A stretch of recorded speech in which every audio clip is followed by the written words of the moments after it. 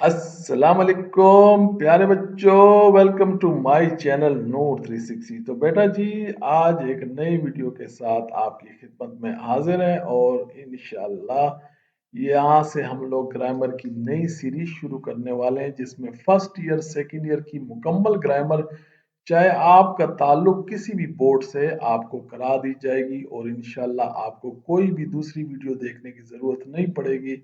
ये हमारी गारंटी है और आपको प्रैक्टिस भी करा देंगे। तो अगर अभी तक आपने हमारा चैनल सब्सक्राइब नहीं किया तो सब्सक्राइब करें और वीडियो को लाइक कर दिया करें यार दोस्त। और कोशिश करें कि इस वीडियो को ज़्यादा से ज़्यादा शेयर करें ताकि हमारे साथ लोग जुड़ जाएं। क्योंकि हमारा न्यू ग्रोइंग चैनल है, तो आपकी सपोर्ट की हमें ज़रूरत है। तो फिगर ऑफ स्पीच से शुरू करते हैं जी। जो डेफिनेशन आपको पता होनी चाहिए, वैसे आपसे पूछा क्या जाएगा, आपको एक फिगर ऑफ स्पीच दे दी जाएगी और आपसे कहा जाएगा कि इसको आइडेंटिफाई करें नीचे दिए हुए चार ऑप्शन में से। मगर खैर, डेफिनेशन का तो आपको पता होना चाहिए। तो फिगर ऑफ स्पीच क्या है? ये वर्ड भी हो सकता है, फ्रेज भी हो सकता है, जो यूज किया जाता है नॉन लिटरल सेंस में। एक तो लिटरल मीनिंग होते हैं, सही है, जो उसके अपने मीनिंग होते हैं, तो उसके अपने मीनिंग को न लेके नॉन लिटरल सेंस हम लेंगे उसका। इसके लिए to add a rhetorical force. अब रिटोरिकल फोर्स क्या होता है? जब किसी राइटिंग में या किसी की स्पीच में रिटोरिकल स्पीच होगी, तो इसका मतलब होगा कि वो ज्यादा इफेक्टिव और परसुएसिव होगी। परसुएसिव मतलब आपको अपनी जानिब रागिब करेगी। तो ये तो आपको बेटा जी पता चल गया कि ये फिगर ऑफ स्पीच कुछ भी नहीं है, सिर्फ और सिर्फ आप ये है कि आप इसको खूबसूरत बनाने के लिए, किसी भी लैंग्वेज को खूबसूरत बनाने के लिए जो फिगर ऑफ स्पीच की हमें दरकार होती है। तो चले जी, पढ़ते हैं जी। जो पहली हमारी फिगर ऑफ स्पीच है वो सिमली है। सिमली क्या है? आप इस तरह करेंगे, जो हमारी तरतीब होगी कि हम डेफिनेशन पढ़ेंगे, फिर उसके बाद हम उसकी कुछ एग्जाम्पल्स को कंसीडर करेंगे और उसके बाद हम एक टेस्ट भी आप कर लेंगे। सही है। तो सिमली क्या है? इन सिमली कंपैरिजन किया जाता है दो मुख्तलिफ ऑब्जेक्ट्स में। वो लिविंग भी हो सकते हैं, नॉन लिविंग भी हो सकता है, और उनमें जो कंपैरिजन किया जाता है उनके दरमियान इस तरह के लफ्ज एज, सो, लाइक किस्म के लफ्ज इस्तेमाल किए जाते हैं। लेकिन बेटा, एक और चीज जो आपके जेहन में रखने वाली है वो ये है कि दो एक जैसी चीजों के दरमियान कंपैरिजन को सिमली नहीं कहा जाता। दो मुख्तलिफ चीजों के दरमियान कंपैरिजन को सिमली कहा जाता है, जिसमें कम से कम एक चीज मुश्तरक हो, जिसका आप कंपैरिजन कर रहे हो। तो ये देखिए, अभी आपको मिसाल से सब कुछ समझ में आने वाला है। तो कहते हैं कि Assyrian came down like a wolf on the fold. तो आपको मीनिंग का भी पता होना चाहिए। अगर आप इसकी ट्रांसलेशन नहीं कर सकेंगे, आप इसको कंप्रिहेंड नहीं कर सकेंगे, तो आप किस तरह बता सकते हैं कि ये कौन सी फिगर ऑफ स्पीच है? तो असेरियन क्या थे जी? ये कौम थी, जिस तरह पाकिस्तानी है। एसेरियन, एसेरिया मुल्क था, खत्म हो गया है। अब वहाँ तुर्की, सऊदिया और इस तरह के बहुत सारे ममालिक हैं। तो कह रहे हैं कि एसेरियन केम डाउन मतलब उन्होंने अटैक किया, केम डाउन डिसेंड हुए, अटैक किया लाइक अ वुल्फ।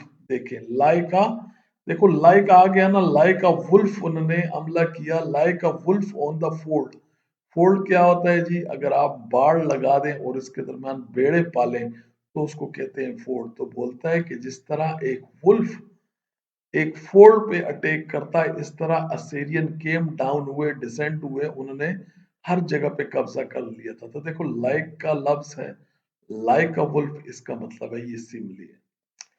दूसरे पे चलते हैं, राइचस। राइचस क्या होते हैं जी? जो सच्चे होते हैं, जो मोरली राइट होते हैं। तो righteous shall flourish as palm tree. Palm क्या है? खजूर का दरख्त। लेकिन देखें, एस पाम ट्री, जिस तरह खजूर का दरख्त फलता फूलता है, इस तरह एक सच्चा आदमी फलता फूलता है। तो एज पाम ट्री, जब भी एज, लाइक, सो के अल्फाज आएंगे, आपको मैंने बताया सिमली होगी, तो ये भी आपकी एक सिमली है। तीसरे पे चलते हैं जी। कहते हैं कि एज हाथ। देखो, हाथ क्या है? हाथ जो है ना, मेल डियर को कहते हैं। सही है। जो नर हिरन होता है ना, उसको कहते हैं। As hath पेनिथ। पेनिथ क्या होता है? Longing for, desire. As hath panteth, longing for, after water brook चश्मे को कहते हैं। So beneath my soul after thee you. असल में मैंने आपको कहा है ना कि फिगर ऑफ स्पीच जब भी आपसे पूछा जाएगा, पुराने जो शेक्सपियर के ड्रामे हैं या किसी जो बड़े बड़े शायर हैं, पोएट हैं, उनकी पोएट्री में से पूछे जाते हैं। तो इनमें आपको थोड़ा सा इनकी थोड़ी जानकारी होनी चाहिए। जैसे अब हैत क्या होता है, ये नर डियर डियर होता है, सही है। और पेनेथ्री लॉन्गिंग फॉर वाटर ब्रूक चश्मा।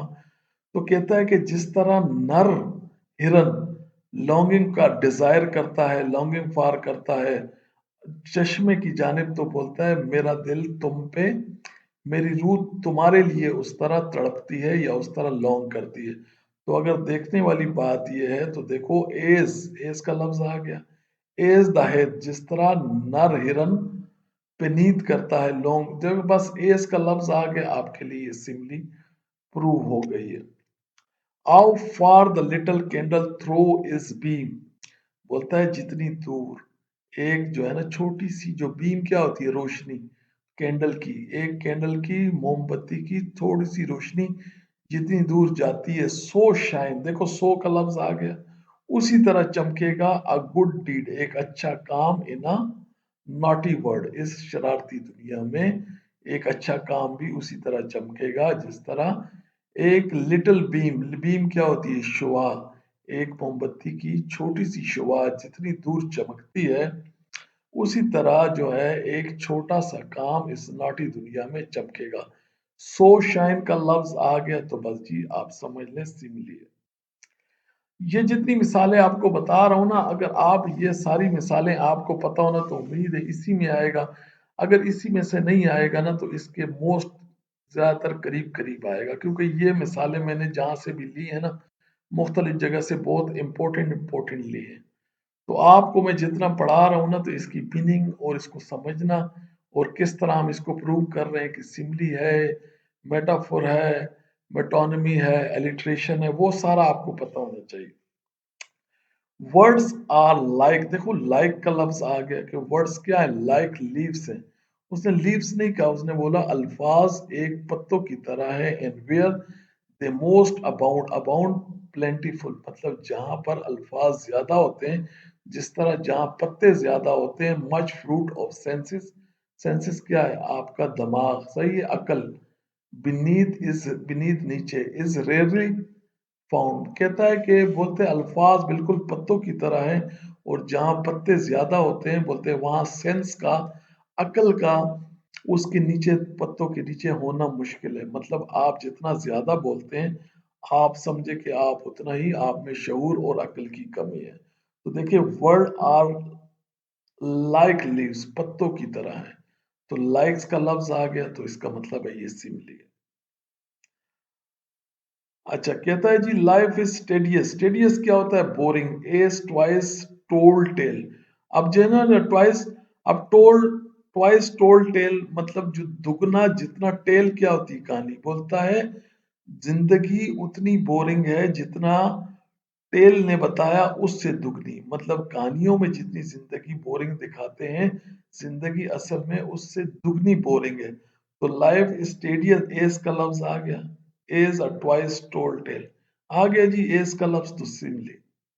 जहां आप लाइक, एज और सो वाले अल्फाज नजर आए तो बस डायरेक्ट सिमली। अच्छा जी, he was mad as March hare, hare कहते हैं खरगोश को, सही, खरगोश की तरह एक, हाँ, आप उसको खरगोश ही समझे, बोलते हैं वो उतना पागल था जैसे मार्च का खरगोश। और प्राउड एज पीकॉक, और उसको फख्र इतना था जितना मोर को। बोल्ड इतना था जैसे ब्रास, एक फिश का नाम है। अंग्रेज इस फिश को थोड़ा सा अक्लमंद, बहादुर समझते हैं। एंड टफ कितना था, एक लेदर, सख्त कितना था, leather. As clear, as crystal, as good, as gold, उतना अच्छा जितना सोना। एज ओल्ड, एज हिल, पहाड़ जितना पुराना। As cool, as cucumber. देखो वैसे तो अगर इसको देखा जाए तो इसमें मुख्तलिफ जगह पे एज का लफ्ज इस्तेमाल किया गया है, तो ये सिमली है, लेकिन इसमें थोड़ा सा बड़ा बोल, एग्जेजरेशन, ओवर स्टेटमेंट भी दी गई है। तो एक किस्म से अगर वहां पर आपको सिमली नजर ऑप्शन में ना आए, तो भाई फिर ये हाइपरबली है। क्या है जी, हाइपरबली, आगे हम पढ़ेंगे कि हाइपरबली क्या होता है। लेकिन फिलहाल क्योंकि इसमें इतने सारे एज इस्तेमाल हुए हैं तो इसको हम सिमली समझेंगे। He was a lion in the fight। देखो अब इसमें is like या so वाले अल्फाज नहीं है। अब ये कह रहा है he was a lion in the fight। इसने भाई अब उसको एक लाइन बना दिया, एक शेर बना दिया। अब वो कह रहा है कि वो एक शेर है। भाई वो तो शेर नहीं है ना। पहले वो कह रहा था कि वो शेर की तरह है। अगर मैं कहूंगा कि he is a lion in the fight, he is a lion in the fight, तो इसका मतलब है ये सिमली है। लेकिन अगर मैं कहूँ he was a lion in the fight, इसका मतलब बिल्कुल वो शेर था। नहीं जी, शेर तो नहीं था, लेकिन हमने उसको शेर बना दिया, तो इसको हम कहेंगे मेटाफोर। क्या कहेंगे जी? मेटाफोर। तो मेटाफोर की तारीफ थोड़ी सी सुन लो। ये रही जी, a metaphor is an implied indirect simile. ये भी डायरेक्ट है, मतलब है तो सिमली, लेकिन ये क्या है जी? इम्प्लाइड है। इम्प्लाइड का मतलब आपने खुद इसका मतलब निकालना है।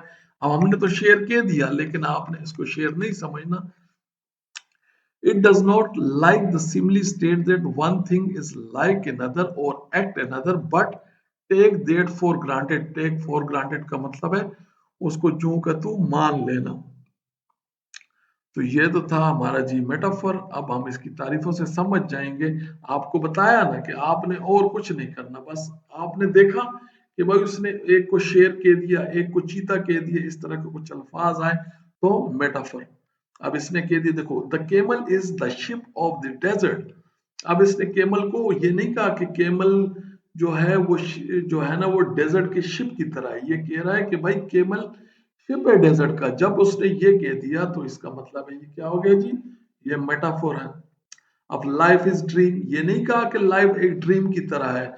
Life is as a dream, उसने कहा लाइफ इज अ ड्रीम। इसका मतलब है ये भी मेटाफोर। आगे चलते हैं थोड़ा तेजी से, आप रोक रोक के इसको देख चेक कर सकते हैं।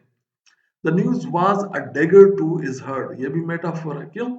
न्यूज को इसने क्या कह दिया? न्यूज को उसने एक डेगर कहा है, उसकी तरह नहीं कहा है, तो मेटाफोर है। आगे क्या? Revenge is a kind of wild justice. Revenge को इसने वाइल्ड जस्टिस की काइंड। अब देखो, अब ये मेटाफोर नहीं है। क्यों? Revenge is a kind. जब काइंड का लफ्ज आ जाए, एस का लफ्ज आ जाए, सो का लफ्ज आ जाए, तो मेरे बेटे ये है जी सिमली। देखा, ये सिमली है। क्यों? अब उसने लाइक कह दिया ना। अगर इसने कहा होता revenge is a wild justice, तब ये मेटाफोर होता। लेकिन ये कह रहा है कि revenge is a kind of, तो फिर ये क्या है जी? Simile. Variety is the spice of. अब इसने ये नहीं कहा कि variety is the spice of, is like सो इस तरह का काइंड कोई लफ्ज नहीं। तो variety is the spice of life, इसका मतलब है ये मेटाफोर है। सही है, मेटाफोर।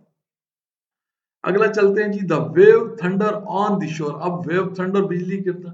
अब इसने वेव्स को थंडर बना दिया, थंडर की तरह नहीं कहा। तो बस थंडर क्या होता है? बिजली की तरह गिरना। ऑन द शोर, किनारे पे, वेव मौज, तो ये क्या है जी? मेटाफोर। अगला पढ़ते हैं जी, I smell a rat, I see it floating in the air. But अच्छा, ये जो है ना ये मिक्स मेटाफोर है, ये आपके कोर्स से बाहर है। ये मिक्स मेटाफोर है, इसको आप ना पढ़ें। लेकिन अगर फिर भी ये आ जाती है तो उसने आपसे मिक्स कर नहीं पूछना है। आप इसको बस देख लें कि आई स्मेल अ रेट, मैंने एक चूहे को। अब ये स्मेल जो है ना, इसने एक प्रॉब्लम को रेट कहा है। I see it floating in the air, मतलब फ्लोटिंग इन द एयर का मतलब है करीब है, आने वाला है, इमिनेंट, करीब। But I will nip it in the bud, लेकिन मैं इसको निप इन द बड मतलब किसी मसले को आगाज होने से पहले ही खत्म कर देना। लेकिन मिक्स मेटाफोर है, इसमें आपके कोर्स से थोड़ा सा बाहर है, लेकिन अगर आपके पास आ जाता है तो आप इसको मेटाफोर कह सकते हैं। अच्छा जी, the Akbar looks a strong as an ox. अब देखें, एज स्ट्रॉन्ग आ गया ना, एज का मतलब क्या है जी? अब सिमली है। तो Akbar looks a strong as an ox, तो simile. After the examination student felt as like as feather पर। बोलते एग्जामिनेशन के बाद स्टूडेंट ने इस तरह फील किया, ऐसा हल्का जैसे कि पर। तो भाई हो गया, एज लाइट आ गया, तो बस Simli. The glow of his face was as bright as sunshine। उसका ग्लो, जो चमक थी उसकी चेहरे, ये ऐसे ब्राइट थी, चमकदार थी जैसे कि सूरज की रोशनी। बेटा ये जितनी भी मैंने एग्जाम्पल इकट्ठी की है ना, ये फिगर ऑफ स्पीच की। इंशाल्लाह मुझे उम्मीद है इसी में से आएगा। आपने बस इसको रट लेना है और एग्जाम के बाद फिर आपने मुझे जो है ना कमेंट करके बताना है कि मैंने आपको सही बताया था यानी। और इसके अलावा इंशाल्लाह जितनी भी ग्रामर कराऊंगा ना ये आपको बता दूं, उसकी ग्रामर के अंदर अंदर ही आना है इंशाल्लाह। The young Abdullah is as cute as kitten.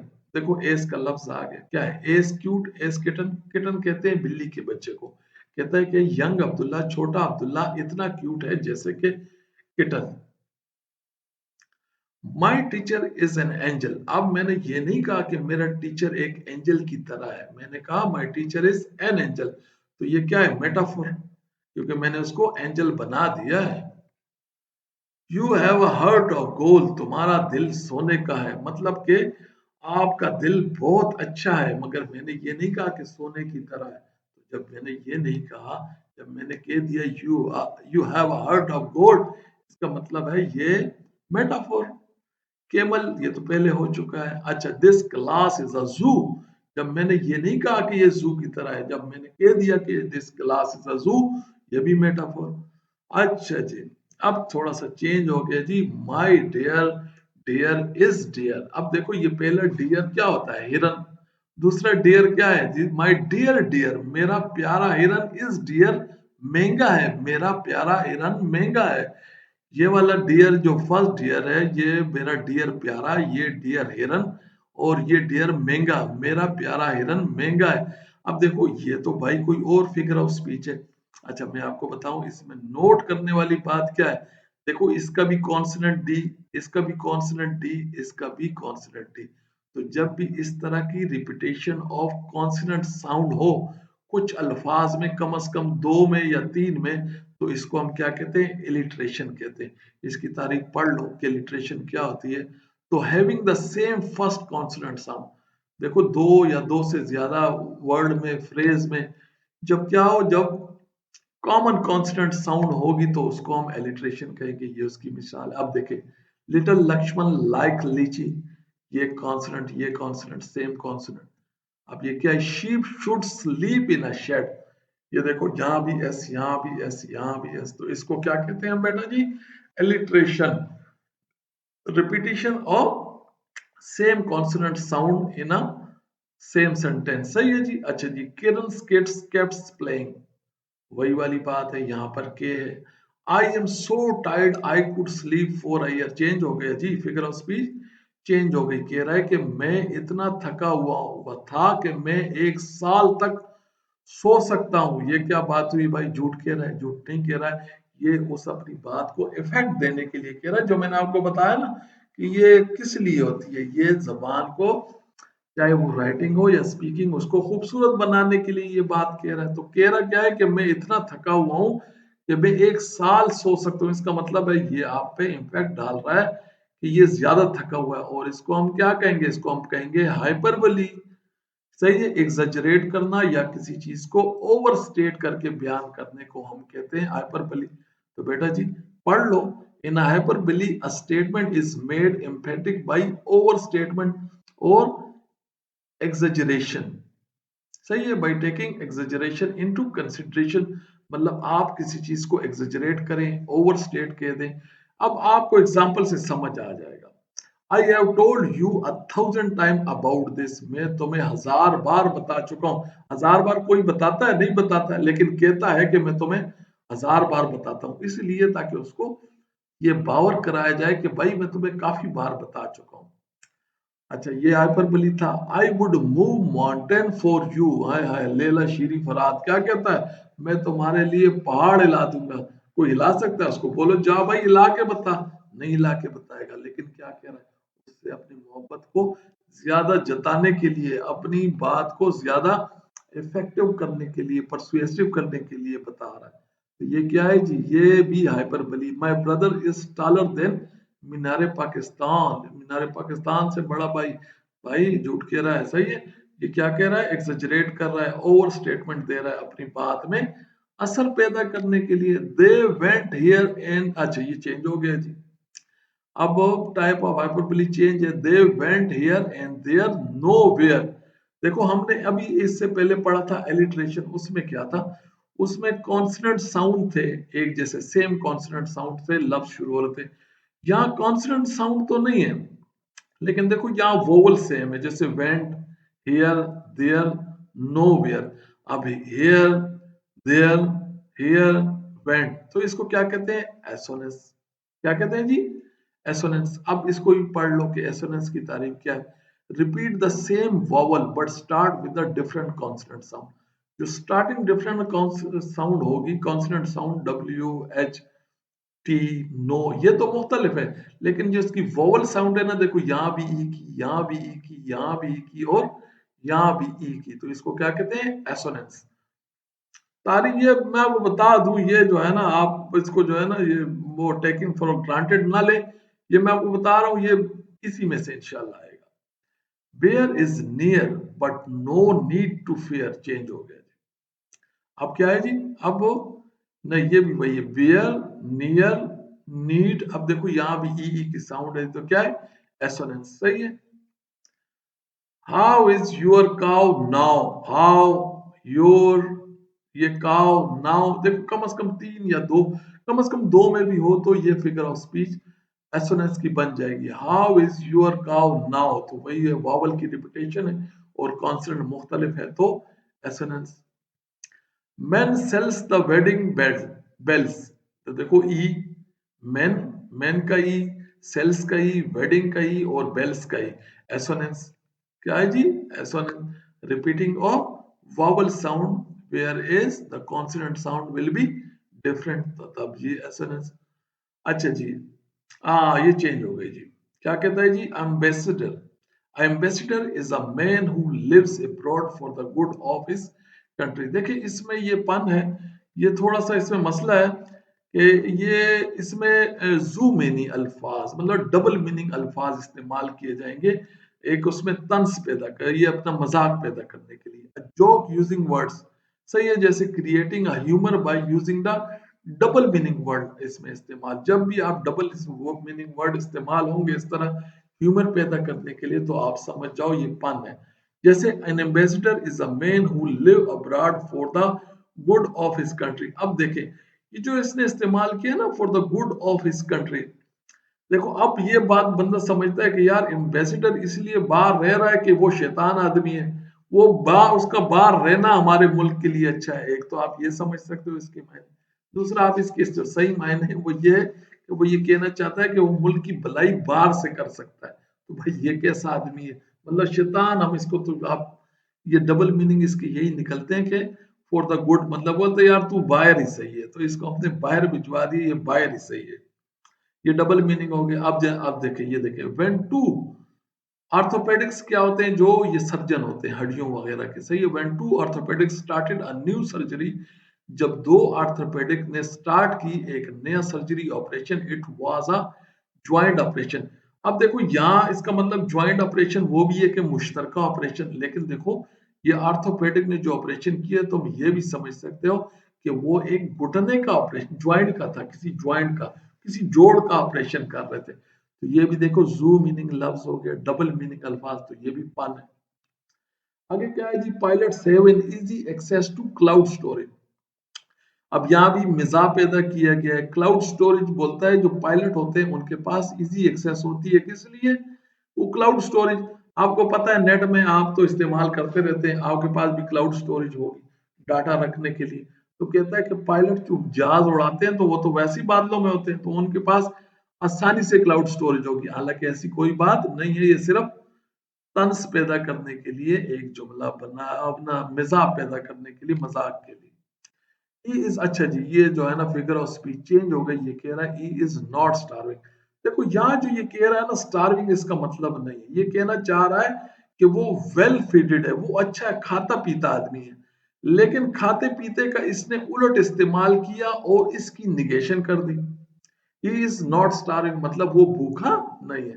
तो जहां ये कह रहा है कि ही इज नॉट स्टार्विंग, तो समझ जाओ जब इस तरह का हो कि क्या है जी, बोलता है in litotes in affirmative is conveyed by negotiation of the opposite. तो जो अफर्मेटिव क्या होता है? इन अफर्मेटिव जो कोई स्टेट आप दे रहे हो, जो कोई भी बात करते हैं वो अफर्मेटिव, जो उसका मतलब नेगेटिव का सही, वो मतलब उसका उल्टा, वो आपको जो है ना वो कन्वे करना है, लेकिन किस तरह? अपोजिट की निगेशन करके, अपोजिट को न मान के, सही है। तो ये भी कह रहा है कि ये जो है ना affect being a suggest expression, ये बोलता है हाइपरबली का उल्टा है। किस तरह? हाइपरबली में क्या करते हैं? हाइपरबली में बढ़ा चढ़ा के बात करते हैं, यहाँ छोटी सी बात बता के मकसद बड़ा होता है, लेकिन उस छोटी की निगेशन करके, जैसे ये कह रहा है ही इज नॉट स्टार्विंग, वो भूखों नहीं मर रहा, इसका मतलब है वो क्या है? वो वेल फीडेड है, वो खाता पीता है, इसको कहते हैं लिटोटस। इस तरह की कुछ और एग्जाम्पल आएंगी तो आप उसको क्लेरिफाई कर पाएंगे। You are not a beauty queen, अब इसका ये मतलब नहीं है कि तुम अब देखो ये कहना क्या चाहता है कि तुम इतनी खूबसूरत नहीं हो, लेकिन खूबसूरत ना होने के लिए उसने उल्टा उसका लिया ब्यूटी क्वीन, और उस ब्यूटी क्वीन की निगेशन कर दी। तो कह रहा है you are not a beauty queen, तुम एक ब्यूटी क्वीन नहीं हो, इसका मतलब है तुम इतनी खूबसूरत नहीं हो। तो क्या है जी? Litotes. He is not the cleverest person I have ever met, वो उन सब में से ज़हीन आदमी नहीं है जिनसे मैं आज तक मिला हूं। इसका मतलब है ये जिस बंदे से मिला है वो कोई बेवकूफ था। क्या था जी? बेवकूफ था, लेकिन उसने क्लेवरेस्ट की निगेशन की, और क्लेवरेस्ट की अपोजिट क्या होता है? स्टूपिड। तो ये किसी स्टूपिड पर्सन से मिला है, तो ये क्या है जी? एसोनेंस। Litotes, litotes. अच्छा जी, Virat Kohli is not a ordinary batsman. अब देखो ये कहना चाहता है कि Virat Kohli it's a outstanding batsman, लेकिन इसने क्या लिया? आउटस्टैंडिंग का इसने अपोजिट लिया, ऑर्डिनरी, और उसकी निगेशन कर दी। तो इसको हम क्या कहते हैं? लिटोटस। क्या कहेंगे जी? लिटोटस। तारीफ तुम पढ़ सकते हो, इसका टेस्ट भी लूंगा बच्चों। I felt happy because I saw the other happy and I knew I should feel happy। देखो यहाँ भी हैप्पी, यहाँ भी हैप्पी, और यहाँ भी हैप्पी। इसको बेटा जी, इस फिगर ऑफ स्पीच को कहते हैं रिपीटिशन। क्या कहते हैं? रिपीटिशन। ये कौन सी है? रिपीटिशन। तो बोलते हैं रिपीट द सेम वर्ड और फ्रेज इन द सेंटेंस को हम क्या कहते हैं? रिपीटिशन। अब फिर है जी, hatred was spreading everywhere, blood was being spilled everywhere, war was breaking everywhere। hatred कहते हैं नफरत फैल रही थी हर जगह, सही है। खून जो है ना वो स्पिल हो रहा था, स्पिल, उंडेलना हर जगह। वार वाज ब्रेकिंग, और हर जगह वार जो है वो फूट पड़ी थी। तो देखो एवरीवेयर रिपीट हो रहा है, ये रिपीटिशन है। अब क्या है? The fire swallowed the entire forest. ये क्या है जी? अब तो नहीं रहा, रिपीटिशन तो नहीं है। बोलता है फायर ने स्वेलोड किया, स्वेलोड कहते हैं निगलना। तो ये तो किसी जानदार की प्रॉपर्टी कैरेक्टरिस्टिक है। तो किसी जानदार की कैरेक्टरिस्टिक्स किसी इनएनिमेट, जो गैर जानदार चीज है, उसको देना या उसके साथ डिस्क्राइब करने को हम क्या कहते हैं जी? पर्सोनिफिकेशन। ये तो बड़ा अहम भी है और बड़ा आम भी है, कॉमन सा है, तारीफ पढ़ लो जी। इन पर्सोनिफिकेशन इन एनिमेट, इन एनिमेट का मतलब होता है गैर जानदार object. An abstract notion, abstract notion क्या होता है? कोई आइडिया किसी किस्म का। अब एब्स्ट्रैक्ट नोशन की भी मिसालें हैं, फिर मैं आपको बताता हूँ कि एब्स्ट्रैक्ट नोशन से इसका क्या मुराद है। Are spoken of having life और इंटेलिजेंस, उसको हम समझेंगे कि वो लाइफ है और वो सोच सकता है। ये फायर तो इनएनिमेट था, सही। The fire swallowed the entire forest, ये इनएनिमेट था। लेकिन अगर यहाँ पढ़ो तो देखो, you should keep working hard, कहता है तुम्हें जारी रखना चाहिए सख्त मेहनत। अपॉर्चुनिटीज मौके are knocking at your door, ये अपॉर्चुनिटीज जो है ना ये एब्स्ट्रैक्ट नोशन है, सही। ये किसी आइडियाज के नाम होते हैं, फीलिंग के नाम होते हैं। तो ये opportunities are knocking at your door, तो ये नोशन को इसने क्या किया? देखो नोशन है, अपॉर्चुनिटी है, वो आपका दरवाजा खटखटा सकती है, नहीं। तो हमने क्या किया? इसको हमने लिविंग या जानदार चीज की करेक्टरिस्टिक दे दी कि दरवाजा खटखटाएगा। तो ये क्या है? पर्सोनिफिकेशन। अब जी अगले देखें जी, the sun smile and chased away the energy cloud. Sun ने क्या किया जी? सन मुस्कुराया और चेस्ड अवे, उसको भगा दिया, किसको? क्लाउड को, जो एनर्जी से भरा हुआ था। तो भाई सन कैसे मुस्कुरा सकता है? इसका मतलब है सन को हमने बंदा बना दिया, मतलब के पर्सोनिफिकेशन। पर्सोनिफिकेशन ये भी है। मेरी लगता है यार बैटरी डाउन हो रही है। अच्छा बेटा, चार्जर तो मैंने लगा दिया यार। इस वक्त रात के क्या बज रहे हैं भाई? वो 1 बज रहा है भाई। चलो जी, चलो देखो, मैं आपके लिए मेहनत कर रहा हूँ ना, तो आपने वीडियो को ज्यादा से ज्यादा शेयर भी करना है और जो है ना लाइक भी करना है। सही है जी। तो फायर को हमने जो है ना वो एक जिंदा चीज की कैरेक्टरिस्टिक दे दी, तो ये क्या हो गया जी, ये हमारी पर्सोनिफिकेशन है। और हमने कहा कि अब ये हमने कहा कि ये नोशन को इसने क्या किया, अपॉर्चुनिटीज क्या है, ये नोशन है, इसको हमने लिविंग थिंग्स की कैरेक्टरिस्टिक दे दी। कैरेक्टरिस्टिक देने के बाद ये भी वही पर्सोनिफिकेशन है। The sun smile personification, the moon smiled upon the river. वो आप अभी मून को रिवर पे जो है ना ऊपर स्माइल करा रहे हो, ये personification. You can save money. अच्छा अच्छा, ये देखें, अब देखो ये दोनों बातें आपस में जो है ना वो उल्टी है। सही है। उल्टी इस तरह है ना, देखो ये कह रहा है कि ये कंट्रास्ट है एक दूसरे से, ये दोनों स्टेटमेंट एक दूसरे से कंट्रास्ट है। ये कह रहा है you can save money by spending it, तुम पैसे बचा सकते हो उसको खर्च करके। ये तो बात नहीं, इससे को मतलब निकालना पड़ेगा। तो भाई मतलब ये है कि देखो तुम पैसे बचा सकते हो इसको खर्च करके, इसका मतलब है कारोबार करके, किसी कारोबार में खर्च करोगे तो पैसा आएगा। तो इसको बेटा जी कहते हैं पैराडॉक्स। क्या कहते हैं? A statement that is contrary in itself, खुद में कंट्रेरी है। एक तरह से बोलते हैं पैसे बचा सकते हैं उसको खर्च करके, ये क्या बात हुई? Makes a reader to thinks in innovative way, आपको इनोवेटिव वे में, क्रिएटिव वे में आपको सोचना पड़ेगा। जैसे मैंने आपको मतलब निकाल के बताया कि भाई स्पेंड करके आप किस तरह बचा सकते हैं, किसी कारोबार में लगा के। This is the beginning of an end. वाह जी वाह, एंड भी है और बिगिनिंग भी है। तो देखो खुद में कंट्राडिक्टरी है, लेकिन मीनिंग तुमने इनोवेटिव वे से खुद निकालना है कि इसका मतलब है कि एंड बस शुरू हो गया है। सही है जी। अच्छा जी, the second sentence is false, the first sentence is true. क्या कह रहा है? द सेकंड बोलता है ये वाला फॉल्स है, और ये वाला क्या कह रहा है? ये कह रहा है कि ये ट्रू है। ये कह रहा है कि ये फॉल्स है, और ये कह रहा है, देखो अगर ये कह रहा है कि ये वाला फॉल्स है और ये कह रहा है कि ये वाला ट्रू है, तो फिर तो दोनों बातें समझ नहीं आ रही, दोनों ही फॉल्स है। क्यों? ये कह रहा है यार ये वाला सेंटेंस अगर तुम इसकी मान लेते हो, जैसे ये कहता है कि ये फॉल्स है, तो फिर ये तो कह रहा है कि भाई फर्स्ट सेंटेंस इज ट्रू है। फिर तुम इसको कैसे अगर ट्रू मानते हो तो मतलब समझ नहीं आती फिर न इसकी और न इसकी। खुद कोई मतलब आपको निकालना पड़ेगा इनोवेटर। तो ये क्या है जी? पैराडॉक्स खुद में contradictory. Here are the rules, ignore all the rules. तो भाई खुद ये भी कंट्राडिक्टरी है। बोलते हैं असूल ये है कि कोई असूल यहाँ नहीं है, तुमने सारे असूलों को इग्नोर करना है। तो ये भी क्या है? पैराडॉक्स है। The comedian was seriously funny. अब ये इससे थोड़ा सा हटके देखो, ये क्या कह रहा है? कॉमेडियन वॉज, देखो ये दो लफ्ज ये आपस में इस्तेमाल कर रहे हैं, सीरियसली फनी।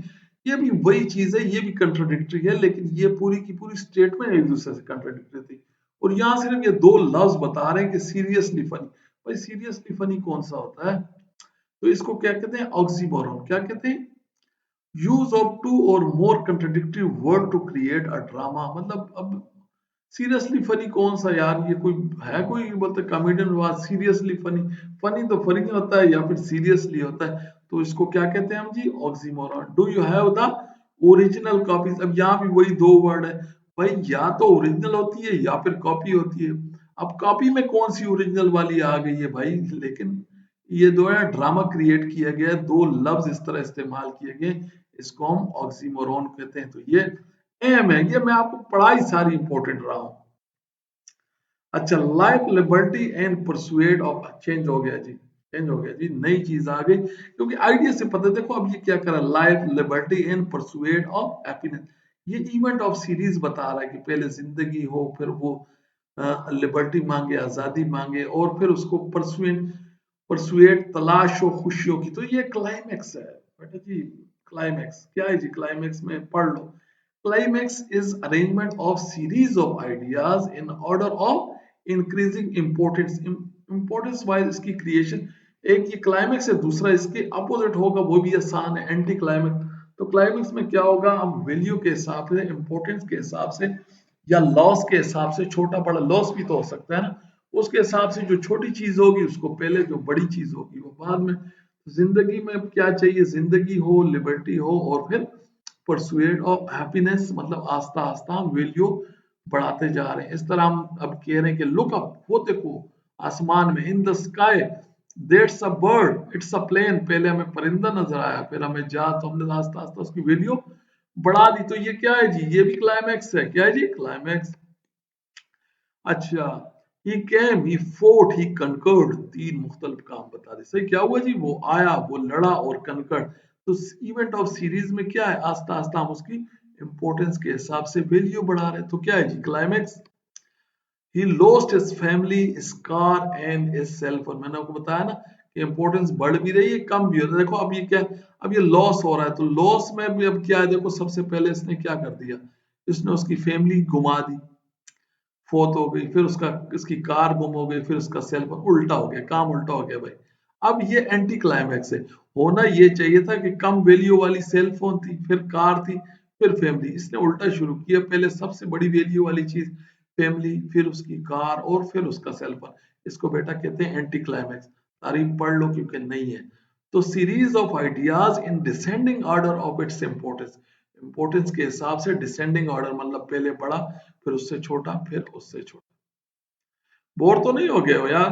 हाँ यार, पढ़ाई करते रहो, तुम लोग के पास टाइम कम है, टाइम तुम लोगों ने इसके लिए निकालना है। सही है, तो लाइक कर लो यार, अगर अभी तक लाइक नहीं किया ना तो वीडियो लाइक कर लो। सही है। अच्छा, she is a great doctor, a mother and a cook. देखो इंपॉर्टेंस वाली बात क्या है, देखो कुक भी कोई हो सकता है, मदर भी, लेकिन यहाँ भी उसने उल्टा ही शुरू किया। डॉक्टर जो ग्रेटर इंपॉर्टेंस थी उसको पहले बताया, फिर उससे कम इंपॉर्टेंस मदर, फिर उससे कुक। तो ये भी anticlimax. Oh but I fear the fickle freak. देखो फिकल क्या है, जो चेंजिंग एटीट्यूड रखते हैं, जो थोड़ी थोड़ी देर में जो है ना वो बड़बड़ा जाते हैं। फ्रीक क्या होते हैं, अजीब, जो समझ में ना आने वाले। तो बोलते हैं ओ बट आई फियर। देखो अब ये क्या है, ये एलिट्रेशन है। क्या है ये, क्या है जी, ये एलिट्रेशन दोबारा से आ गई। देखो O but I fear the fickle, देखो यहाँ भी एफ, यहाँ भी एफ, यहाँ भी एफ, ये पहले हो चुका है। ये आपको पता होना चाहिए कि ये एलिट्रेशन पहले आपके पास आ चुकी है, जिसमें कॉन्सोनेंट साउंड की ये consonant sound F F F, repetition of consonant sound at least मैंने आपको बताया 2 जगह होनी चाहिए। तो ये क्या है जी, इसको कहते हैं एलिट्रेशन। बोलते हैं ओ लेकिन मैं तो डरता हूँ फिकल, मैंने आपको बताया जिनकी चेंजिंग एटीट्यूड हो, और फ्रीक जो है ना समझ आने वाला, मतलब उस बंदे से डरता है जो एकदम से अपना चेंज हो जाता है, गुस्सा कर जाता है या जो भी। A soldier fight for glory, ये ग्लोरी है यार, GLORY। अब फॉर ग्लोरी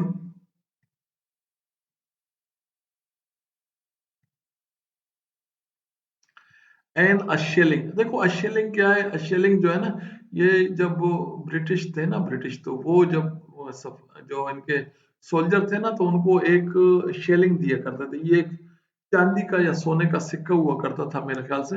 बहरहाल ये उनकी करेंसी थी उस वक्त। तो कह रहा है कि देखो अब इसने क्या किया, सोल्जर को लड़ाया पहले ग्लोरी के लिए, फिर उससे कम वैल्यू वाली चीज बता दी। तो ये एंटी क्लाइमैक्स है।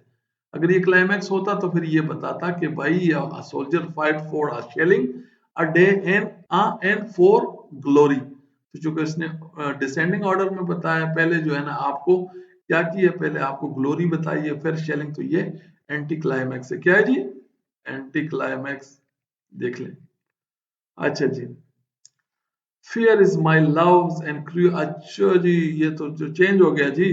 अब क्या होगा, side by side two contrast ideas हैं इनमें। देखें ये सारे इसी तरह है। देखो fear is my love and cruel as she fair. जितनी वो फेयर है, जितनी वो मुनासिब है, जस्ट है, उतनी ही वो क्रूएल है। पहले इसने कहा कि मेरी लव, मेरा प्यार जो है वो फेयर है। फिर ये कह रहा है जितनी वो फेयर है उतनी वो क्रूएल है। फिर ये कह रहा है कि उसकी शेड्स जो है ना, शेड साया, वो फ्राउन है। फ्राउन गुस्से वाला। सही, फ्राउन क्या होता है, जैसे माथे पे दल, बल खा जाना। आज दो और आइज, लेकिन उसकी आंखें शाइनी है। और स्माइल और लाइटनिंग, उसकी मुस्कुराहट क्या है, चमकती हुई है। लेकिन जो उसका प्राइड है ना, फखर, जो गुरूर है, वो क्या है, डिस्पेयर, वो मायूस कुन है। याद रखना, जब इस तरह साइड बाय साइड दो कंट्रास्ट आइडियाज रख के कोई बात की जाएगी ना, इसको कहते हैं एंटीथेसिस। क्या कहेंगे जी, एंटीथेसिस। एंटीथेसिस क्या है जी, पहली बार आया, तारीफ पढ़ लो। Comparing the contrasting ideas in antithesis अब देखो ये तो यहाँ तारीख एक तारीख पूरी हो जाएगी। Comparing the contrasting ideas in antithesis, a striking opposition or contrast of word. Striking opposition मैंने बताया बिल्कुल एक दूसरे के मुखालिफ। Contrast of word or statement is made in the, एक ही सेम सेंटेंस में उन्होंने कंट्रास्ट आइडियाज वर्ड, देखो यहाँ तक एक sentence. My fair is love comma and cruel she fair. ये इस तरह भी आपको इससे मजीद भी समझ आ जाएगी इसको और मिसालें। देखो बोलता है मेन पोजेसेस गॉड डिस्पोजेस। अब प्रोपोजेस क्या होता है? आप कोई चीज प्रपोज करते हो तो इंसान क्या करता है? खुद सोचता रहता है कि मैंने क्या करना है, लेकिन अल्लाह ताला उसको रिजेक्ट करता रहता है। लेकिन होता वही है जो अल्लाह ताला चाहता है। मैं कितने दिन से सोच रहा था मैंने वीडियो बनानी है, लेकिन अल्लाह को मंजूर नहीं था, नहीं बना सका। तो इंसान तो सोचता कुछ कुछ है, मैं ये भी करूंगा, मैं ये भी करूंगा, लेकिन बोलता है गॉड डिस्पोजेस, रिजेक्ट करता रहता है। सही है, तो ये भी वही है। एंटीथेसिस ही है, क्योंकि दो मुख्तलिफ चीजें, एक बता रहा है, देखो एक साइड पे मैन, एक साइड पे मैन है, दूसरी साइड पे गॉड है। एक प्रोपोजेस है, एक डिस्पोजेस है। तो दूसरे क्या है? कंट्रास्टिंग आइडियाज है, तो एंटीथेसिस है। अ मैन्स नेचर रन्स इधर टू हर्ब्स और वीड्स। अब जो इंसान की नेचर है, बोलते हैं वो किस तरफ जाएगी? या तो वो हर्ब्स, जड़ी बूटी, और या वीड्स जैसे घास फूस। अब इसको अच्छाई समझ लो, इसको बुराई समझ लो। हर्ब्स क्या होती है? जड़ी बूटी। वीड्स क्या है? झाड़ फूस। Therefore let him seasonally water the one and destroy the other. लिहाजा मौसम के हिसाब से उसको एक को पानी देने दो और दूसरे को डिस्ट्रॉय करने दो। कहता है कि इंसान की नेचर है, या वो अच्छाई की तरफ जाएगी या बदी की जानिब। तो जब वो जिस चीज का मौसम हो अच्छाई, तो बोलता है वो एक को अच्छा पानी देगा, मतलब उसको फ्लरिश करेगा, और दूसरी को डिस्ट्रॉय। तो देखो एक साइड पे ये कह रहा है कि वो हर्ब एंड वीड ये एक दूसरे के मुखालिफ हो गए। फिर ये कहता है कि एक को पानी दो और एक को डिस्ट्रॉय करो। तो ये क्या है जी? दो मुख्तलिफ कंट्रास्ट आइडियाज हैं और एक ही सेंटेंस में। तो ये क्या है जी? एंटीथेसिस। सही है जी। Give every man the ear. अपने कान हर बंदे को दो, बट फ्यू द वॉइस, मतलब सुनो सबकी और बातें हर किसी को ना बताओ काम की। मैं तो तुम लोगों को काम की बातें बता रहा हूं ना। तो ये कह रहा है कि भाई आप सुनो सबकी, लेकिन बट फ्यू दाई, मतलब आपके, योर वॉइस, अपनी आवाज। गिव एवरी वन दाई ईयर, अपने कान हर एक को दो, मतलब कान सुनो सबकी और अपनी आवाज किसी किसी को। तो वही दो मुख्तलिफ है। सही है, दो मुख्तलिफ आइडियाज है। एक को कह रहा है दो, एक को कह रहा है ना दो। कान से बंदा सुनता है, वॉइस बोलता है, ये भी अपोजिट है। सही है, एक कह रहा है दो, एक कहता है ना दो। To err is human, to forgive is forgive divine. तो क्या करता है? बोलते हैं इंसान गलती करता है, अल्लाह ताला बख्श देता है। तो देखो एक साइड पे इंसान, एक साइड पे डिवाइन है, मतलब डिवाइन उनके तो वो है, लेकिन हमारे हिसाब से डिवाइन मुकद्दस जो अल्लाह पाक है, और ह्यूमन, और फॉर एक साइड से गलती है, एक साइड से फॉरगिव है। तो ये एंटीथेसिस है। सही है। Even even this last night and two nights more. बोलते हैं अत्ता के दो, बोलते हैं अत्ता के लास्ट नाइट और दो रातें और पिछली। आई ले में पड़ा रहा एंड कुड दी, और तुम्हें जीत सका स्लीप बाई एनी स्टील, किसी भी चोरी तरीके से। स्टेल्थ कहते हैं चोरी छुपे तरीके से। बोलता है, अब इसको बात समझने, अब चेंज हो गया ये हमारी जो है ना वो फिगर ऑफ स्पीच चेंज हो गई। इसको कहते हैं अपोस्ट्रोफी। देखो अपोस्ट्रोफी में क्या होता है कि apostrophe is a direct address. देखो इसमें एक तो ये है ना कि इसमें अपोस्ट्रोफी में ये इसका जो है ना ये मार्क ऑफ एक्सक्लेमेशन भी होता है। सही है, जिसके साथ डायरेक्ट मुखातिब होता है एक पहचान, तो ये देख लो जहां ये मार्क ऑफ एक्सक्लेमेशन हो तो समझ जाओ कि ये अपोस्ट्रोफी है। ये कह रहा है कि apostrophe is a direct address to the dead, या मुर्दा, या एब्सेंट, या पर्सोनिफाइड ऑब्जेक्ट, मतलब किसी ऑब्जेक्ट को तुमने करेक्टर दे दिया। द फिगर स्पेशल, ये बोलता है तो पर्सोनिफिकेशन ही, लेकिन ये है कि ये उसको डायरेक्ट स्पीच है। और इसमें पर्सोनिफिकेशन में, पर्सोनिफिकेशन में क्या होता है? हम उसको कोई करेक्टर देते हैं, कोई जिंदा जानदार का करेक्टर उसको दे देते हैं। लेकिन यहाँ भी हम वही काम कर रहे हैं, लेकिन कह रहा है कि यहाँ पर सिर्फ ये कि एब्सेंट, या जो नोशन है, जो नोटेशन, जो नोशन है, एब्स्ट्रैक्ट नोशन, वो हम उससे डायरेक्ट मुखातिब होते हैं। जैसे ये कह रहा है कि वो नींद पिछली रात और पिछली दो रातें और मैं पढ़ा रहा, लेकिन वो मैं तुम्हें किसी तरीके से भी नहीं अपना सका। तो ये क्या था? ये बोलता है ये अब क्या है जी, ये अपोस्ट्रोफी है। अपोस्ट्रोफी की बाकी मिसाल आएगी तो आपको अच्छी तरह समझ आ जाएगी। तो कहता है जी विच, अच्छा ये बता रहा है जी, बोलते बताओ ओ वर्ल्ड, ओ लाइफ, ओ टाइम। जब भी इस तरह की बात होगी, ओ वर्ल्ड, ओ, मैंने आपको बताया ना ये मार्क ऑफ जो है ना एक्सक्लेमेशन है, इंटरजेक्शन वाला मार्क है, तो तुम समझ जाओ कि ये अपोस्ट्रोफी है।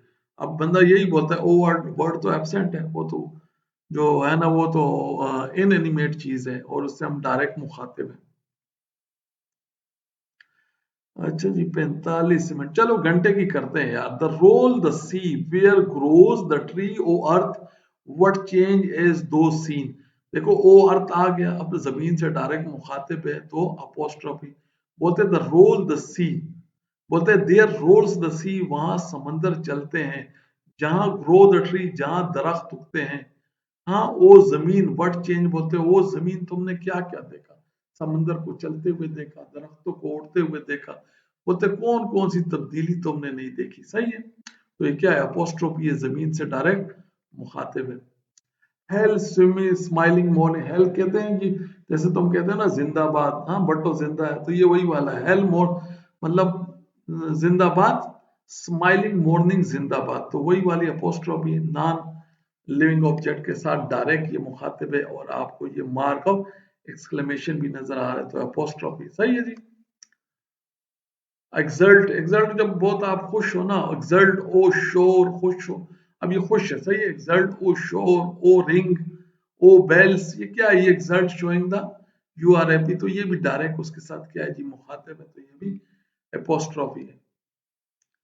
अब dear come near fear not, अब देखो वही वाली बात है, तो हमने आपको कहा था ना ये क्या है जी, इसमें देखो यहाँ ये कौन, इसमें कॉन्सोनेंट मुख्तलिफ और वॉवल सेम, कॉन्सोनेंट मुख्तलिफ, वॉवल सेम, कॉन्सोनेंट मुख्तलिफ और वॉवल सेम, तो ये क्या है जी, एसोनेंस तारीफ हम पहले पढ़ चुके हैं कि जो है ना कॉमन क्या होगी, repeat the same vowel but with the different consonant sound, तो एसोनेंस आ गई जी।